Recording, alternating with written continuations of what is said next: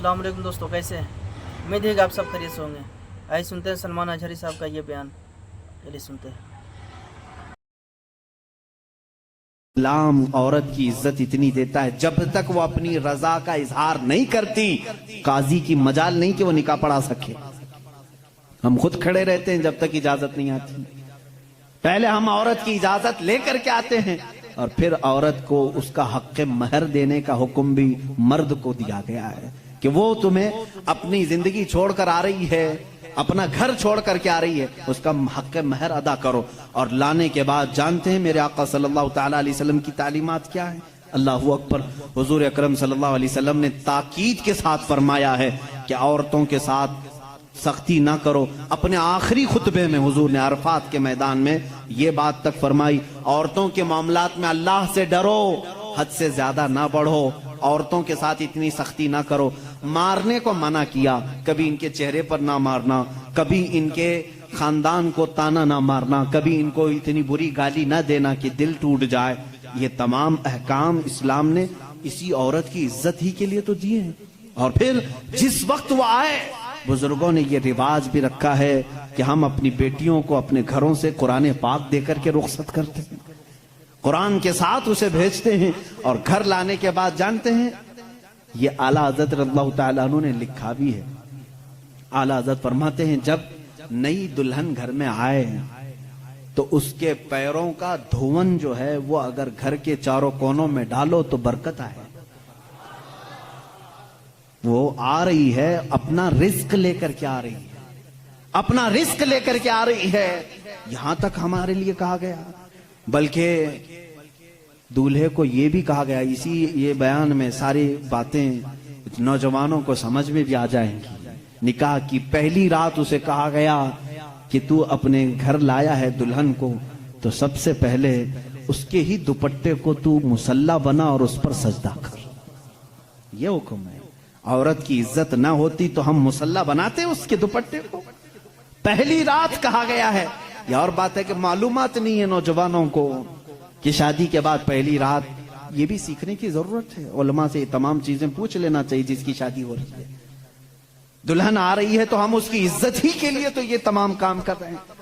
और उसके बाद हुक्म ये दिया गया कि सबसे पहले उसके साथ बातचीत की शुरुआत करने से पहले उसकी पेशानी पर हाथ रखकर अल्लाह की बारगाह में ये कहो, ऐ अल्लाह, इसके अंदर जितनी तूने अच्छाइयां रखी हैं वो सब अच्छाइयां मुझे अता कर दे, और जितनी इसके अंदर बुराइयां हैं उन तमाम बुराइयों से मुझे तू बचा दे। यहां से तू शुरुआत कर।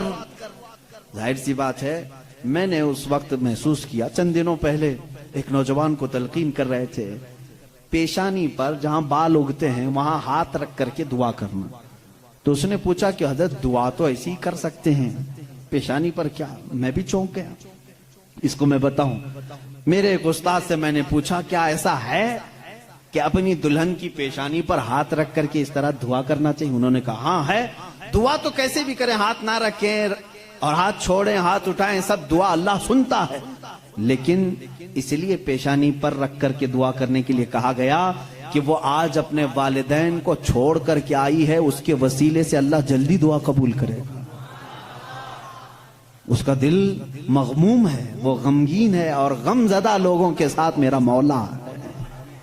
वो अपने वालिदैन को छोड़ करके तेरे घर आई है, वो मगमूम है, बहुत गमज़दा है। आज उसकी पेशानी पर हाथ रख करके दुआ करो। मेरा उसी दिन ये जहन समझ गया कि इस्लाम ने औरत को वो मकाम दिया है, वो इज्जत दी है। हमने उसको अपने जिस्मों को सुकून पहुंचाने वाला आला नहीं समझा, मशीन नहीं समझा, बल्कि हकीकी मुस्लिम वो है जो अपनी औरत की इज्जत भी करे, एहतराम भी करे। अल्लाह के रसूल सल्लल्लाहु ताला अलैहि वसल्लम ने जो फरामीन दिए हैं, अजीज़ान गिरामी वक़ात, ये निकाह के इस सिस्टम को भी मैं आपको बताऊं। कुछ तो वो हैं जो ये इस्लाम के खिलाफ भौंक रहे हैं कि औरतों के ऊपर जोर जबरदस्ती होती है इस्लाम में, और दूसरों की क्या बात करूं, हमारे हिंदुस्तान पर बैठा हुआ मैं क्या बताऊं, ये भी बड़ी औरतों की, हाँ, पीड़ित महिलाएं हैं, मुस्लिम पीड़ित महिलाएं हैं जो खुद बीवी को छोड़ बैठा है। सारी मुस्लिम औरतें पीड़ित हैं। अल्लाह अकबर। वो खुद अपनी बीवी को देखने नहीं जा सका, जिंदगी खत्म होने आ गई, बाल सफेद हो गए, पीड़ित महिलाएं हैं मुसलमान। हाँ, अगर ए मुसलमानों कोई भी हम में से औरत पर जोर जबरदस्ती करता है, याद रखो मैं तुम्हें बताऊं कि कुरान की क़यामत के दिन अल्लाह जानवरों पर भी उठाए हुए हाथ का फैसला लेगा। तो औरत की बात तो दूर की है, मेरा अकीदा तो यह है, एक औरत ने बिल्ली को बांध रखा था, बुखारी शरीफ में है, वो मर गई बिल्ली, और वो औरत बहुत इबादत गुजार थी, लेकिन अल्लाह ताला ने फैसला फरमाया कि इस औरत को जहन्नम में डालो।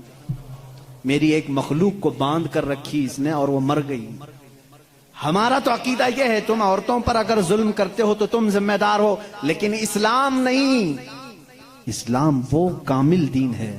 ये बेचारे क्या पढ़ पाएंगे जिनको कभी ढंग की स्पेलिंग नहीं आती, कभी हाँ, ये एक ऐसा होता है कि डमरू बजाओ तो कोई नाचता है। इसी तरह से कुछ लोग पीछे से कुछ लिख करके दें, कुछ बयान करने के लिए, तो कुछ लोग कह जाते हैं, उनको खुद नॉलेज नहीं होती। ऐसे ही कुछ लोग इस्लाम पर भी भोंकते हैं। अब अगर ये टॉपिक अगर मैं छेड़ूं 3 तलाक के, तो और बड़े मामलात हैं। 3 तलाक के लिए इस्लाम ने जोर जबरदस्ती की है। औरतों पर जुल्म है, ये पीड़ित हैं, ये महिलाएं हैं, इनको इंसाफ दिलाना चाहिए। 3 तलाक देना, पहली बात ये समझे ही नहीं। आप तो समझते हैं ना, इस्लाम में फजर की नमाज फर्ज है, जोहर की नमाज फर्ज है ना, असर मगरिब इशा फर्ज है, तलाक देना फर्ज है, फर्ज है। तो इतना क्यों नहीं समझ रहे? कौन कहता है कि हर मुसलमान 3 तलाक देना फर्ज समझता है? अरे वो एक एग्जिट रास्ता है। हम कभी भी किसी भी बंदे को निकाह पढ़ाते हैं तो तलाक का नाम तक नहीं लेते।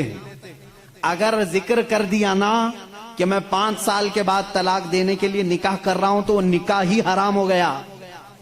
बल्कि मैं कहता हूं, अगर तुमने निकाह में ये कह दिया 80 साल के बाद मैं छोड़ दूंगा, या 80 साल का ये कॉन्ट्रैक्ट है मेरा, तो निकाह नहीं है वो निकाह नहीं, उसको मुता कहते हैं।